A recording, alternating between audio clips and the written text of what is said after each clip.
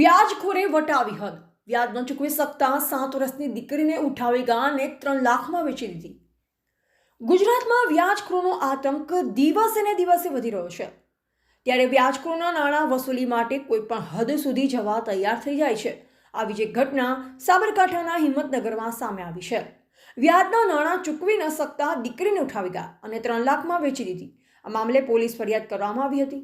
હિંમતનગર સાબરડેરી નજીક ઝુંપડપટ્ટી વિસ્તારમાં રહેતા શ્રમિક વિસ્તારની લેતી દેતી મામલે બાળકીને ઉઠાવી ગયા અને બાદમાં બાળકીને 3 લાખ રૂપિયામાં વેચી દેવાના મામલે ફરિયાદ નોંધાવી તો પોલીસે 3 આરોપીની ધરપકડ કરી બાળકીને સહી સલામત લાવવા માટે પોલીસે તપાસ હાથ ધરી હતી।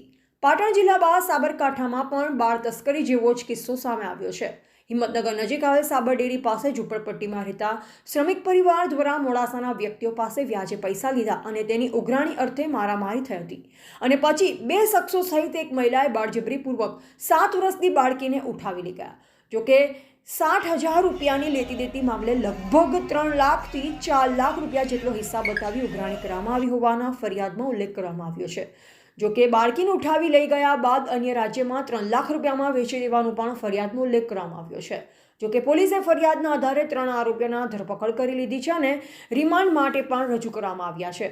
પોલીસે 7 દિવસના રિમાન્ડની માંગ કરી છે। સાથોસાથ બાળકીને સહી સલામત લાવવા માટે પણ તપાસ હાથ ધરી દીધી છે।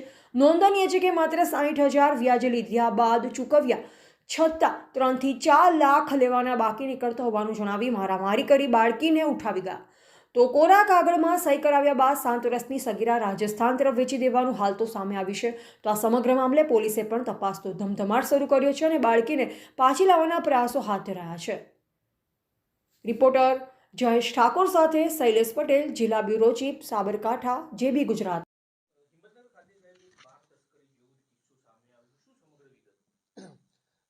સાબરકાંઠા જિલ્લાના હિંમતનગર એ ડિવિઝન પોલીસ સ્ટેશન ખાતે 19 તારીખના રોજ એક ગુનો રજીસ્ટર કરવામાં આવેલ છે। ગુનામાં વિગત એવી છે કે નટ સમાજના જે ફરિયાદ પક્ષ છે એમની સગીર વયની દીકરી છે એમને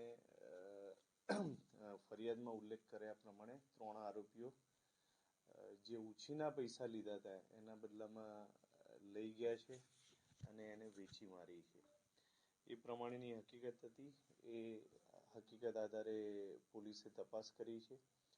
હાલમાં 3 આરોપીઓને પોલીસે અટક કર્યા છે અને વધુ તપાસ માટે એમની રિમાન્ડ અંગેની કાર્યવાહી પોલીસ દ્વારા હાથ ધરવામાં આવનાર છે।